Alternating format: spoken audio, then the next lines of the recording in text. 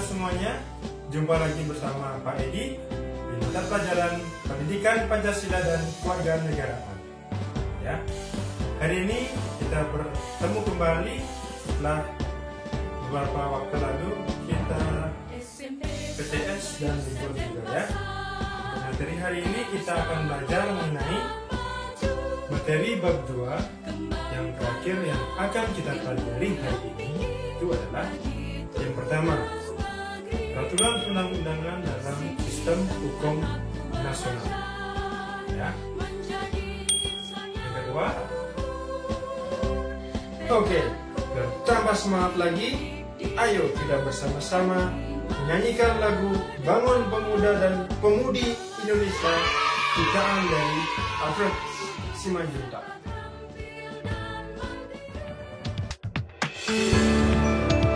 Satu nusa, satu bangsa, satu bahasa. Indonesia. Bangun pemudi-pemuda Indonesia. Tangan bajumu sing-singkan untuk negara. Masa yang akan datang, Kewajibanmu menjadi tanggunganmu terhadap nusa. Sudi tetap berusaha, jujur dan ikhlas. Tak usah banyak bicara, terus kerja keras. Hati teguh dan lurus, pikir tetap jernih. bertingkah laku halus, hai putra negeri. Bertingkah laku halus, Hai putra negeri. satu nusa, Satu nusa, satu bangsa, satu bangsa. Satu bangsa, satu bahasa.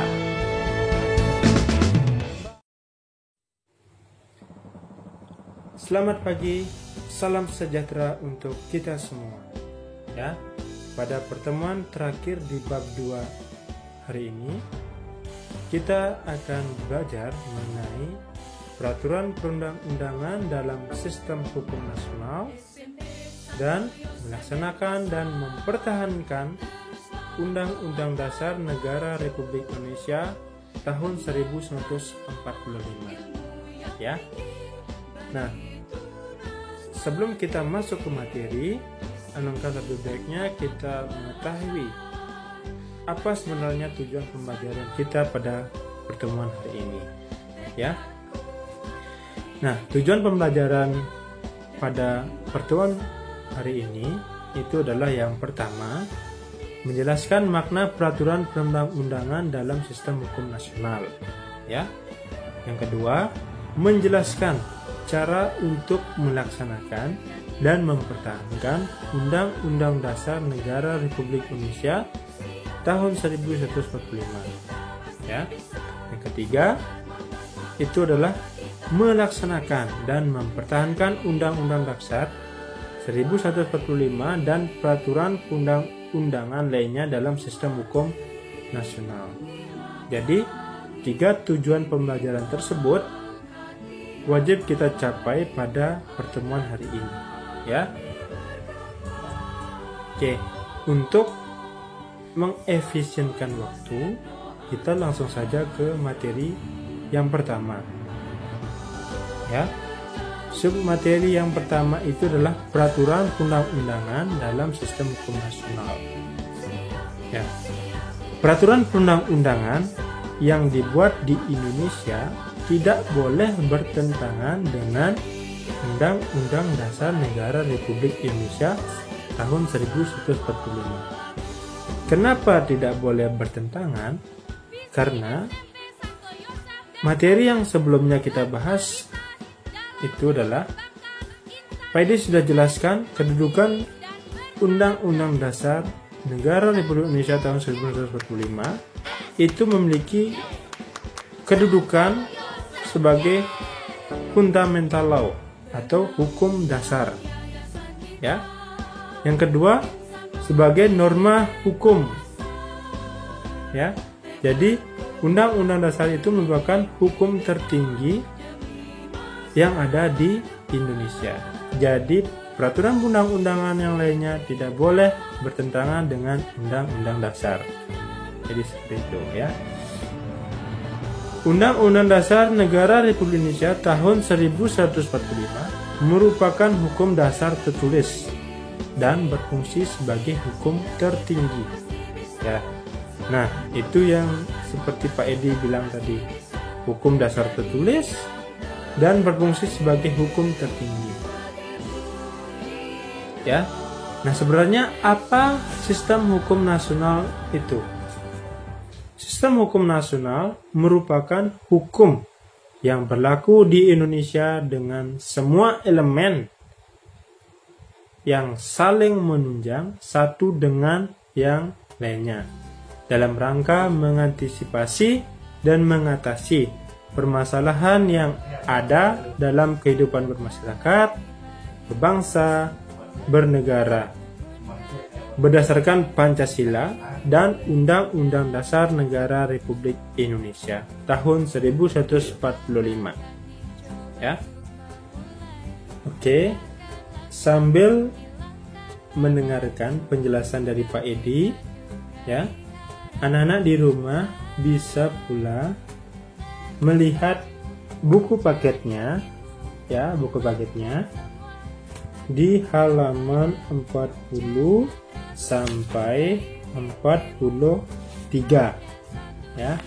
Di sana materi yang kita bahas hari ini, ya, sub materi C dan sub materi D. Ya, materi terakhir hari ini. Nah, selanjutnya yaitu materi sub D, itu melaksanakan dan mempertahankan Undang-Undang Dasar Negara Republik Indonesia tahun 1145. Di sini Pak Edi memiliki dua gambar, ya. Di sebelah kirinya Pak Edi itu ada gambar tentara, tank, helikopter dan lain sebagainya. Yang sebelah kanannya Pak Edi ada peta Indonesia dan tulisan NKRI. Nah, apa maknanya di sini? Maknanya di sini itu adalah TNI, Tentara Nasional Indonesia, bersama rakyat ya, siap mempertahankan NKRI sebagai wujud pelaksanaan dan mempertahankan Undang-Undang Dasar Negara Republik Indonesia tahun 1945. Ya. Jadi contohnya di sini adalah TNI bersama rakyat sipil, ya, mempertahankan NKRI Negara Kesatuan Republik Indonesia sebagai perwujudan dari pelaksanaan atau mempertahankan Undang-Undang Dasar 1945. Ya, Nana tahu nggak siapa Panglima atau pemimpin TNI sekarang tahun 2020? Siapa? Ayo. Panglima TNI itu adalah Marsikal Hadi Tjahjanto, ya. Saya diulang, Panglima TNI tahun 2020 itu adalah Marsikal Hadi Tjahjanto.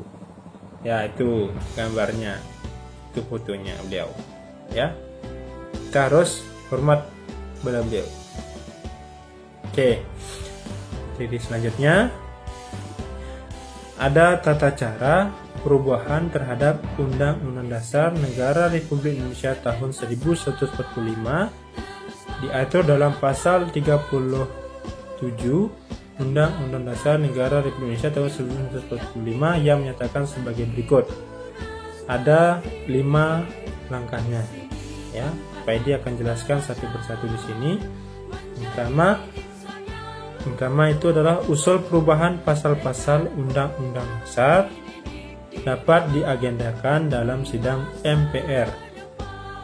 apabila diajukan oleh sekurang-kurangnya sepertiga dari jumlah anggota MPR.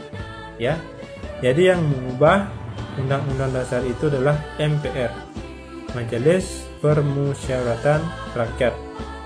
Ya, tidak boleh mengubah pembukaannya. Di sini Pak Edi jelaskan adalah pasal-pasal Undang-Undang Dasar itu boleh diubah, kalau pembukaannya tidak boleh diubah. Ya, penjelasannya sudah pada materi-materi sebelumnya. Oke, tata cara yang kedua itu adalah setiap usul perubahan pasal-pasal Undang-Undang Dasar diajukan secara tertulis, ya, dan ditunjukkan dengan jelas bagian yang diusulkan untuk diubah beserta alasannya. Ya, jadi diajukan secara tertulis, terus diusulkan untuk diubah, ya. Nah, dengan alasannya juga itu, ya, harus jelas di dalam hitam di atas putih, harus tertulis dengan alasannya mengapa diubah seperti itu, ya. Yang ketiga itu tata cara yang ketiga untuk mengubah pasal-pasal Undang-Undang Dasar. Sidang MPR dihadiri oleh sekurang-kurangnya 2/3 dari jumlah anggota MPR.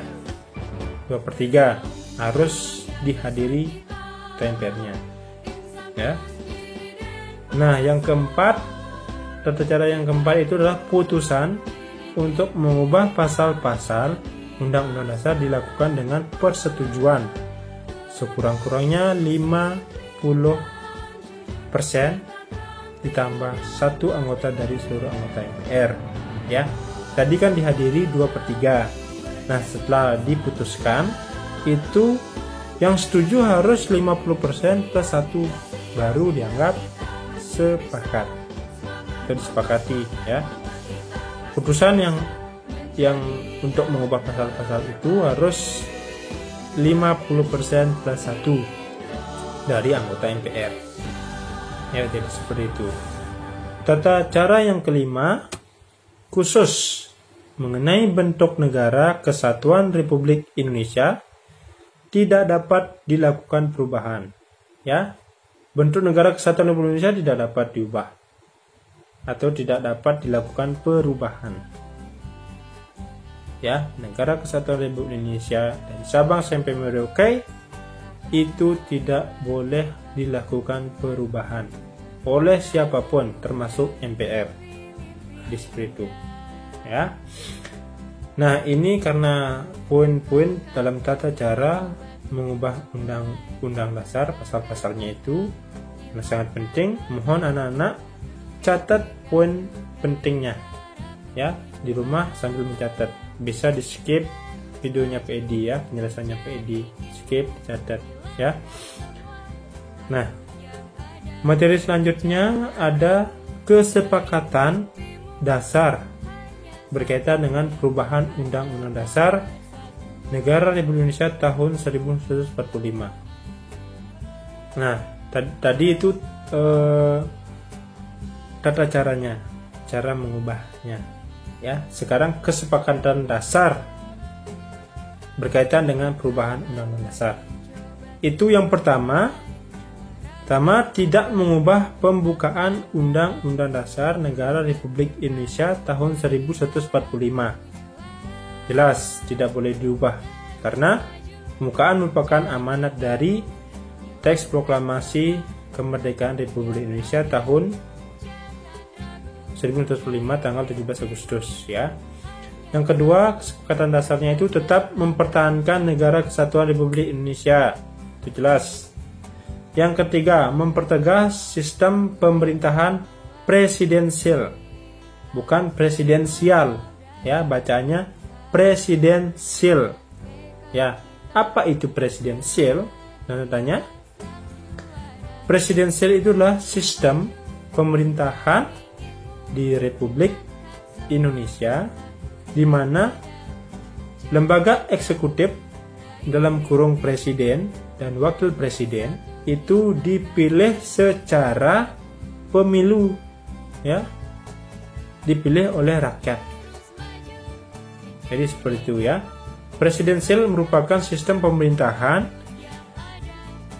di Republik Indonesia, ya, yang mana lembaga eksekutif dalam kurung presiden dan wakil presiden itu dipilih secara pemilu, dipilih oleh rakyat, ya. Jadi itu pengertian dari presidensial. Nah, lanjut kesepakatan yang keempat. Penjelasan Undang-Undang Dasar Negara Republik Indonesia tahun 1945 yang memuat hal-hal normatif akan dimasukkan ke dalam pasal-pasal atau batang tubuhnya, ya, yang normatif. Jadi seperti itu. Nah, yang kelima itu adalah melakukan perubahan dengan cara adendum. Adendum ini adalah tambahan pasal atau klausal yang terdapat dalam perjanjian pokok, ya. Secara fisik itu terpisah dari perjanjian pokok, namun secara hukum itu melekat pada perjanjian pokok. Itu yang dimaksud dengan adendum, ya. Nah, jadi 5 kesepakatan dasar ini yang berkaitan dengan perubahan Undang-Undang Dasar Negara Republik Indonesia itu harus ditaati oleh MPR, ya. Karena Majelis Permusyawaratan Rakyat ke MPR adalah lembaga yang memiliki wewenang untuk mengubah dan menetapkan Undang-Undang Dasar Negara Republik Indonesia tahun 1945. Tetapi ada tetapinya di sini, ya. Tetapi MPR tidak berhak mengubah pembukaan Undang-Undang Dasar Negara Republik Indonesia serta dasar falsafah yang memuat cita-cita dan tujuan negara dan dasar negara Pancasila, ya, itu tidak boleh diubah, ya. Karena mengubah pembukaan Undang-Undang Dasar Negara Indonesia sama halnya membubarkan negara Indonesia yang diproklamasikan tanggal 17 Agustus 1945. Ya, jadi ini materinya berkaitan dengan materi-materi sebelumnya. Jadi seperti itu, ya. Tolong anak-anak diingat kembali materi-materi sebelumnya, ya. Nah, lanjut. Nah, cara melaksanakan Undang-Undang Dasar Negara Republik Indonesia tahun 1945. Bagaimana cara melaksanakannya? Ya, di sini Pak Edi akan memberikan 2 contoh, ya. Yang penjelasan di sini adalah bukan hanya tidak mengubah pembukaan, tetapi juga dengan cara melaksanakan pasal-pasal yang terdapat dalam Undang-Undang Dasar Negara Republik Indonesia tahun 1945 dalam kehidupan bermasyarakat, berbangsa dan bernegara, ya. Tidak mengubah pembukaan Undang-Undang Dasar. Itu contoh yang pertama.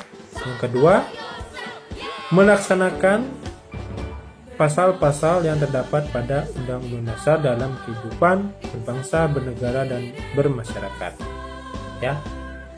Nah, sebelum melaksanakannya kalian harus tahu dulu pasal-pasalnya, ya kan? Bagaimana caranya melaksanakan kalau kita belum tahu pasal-pasalnya?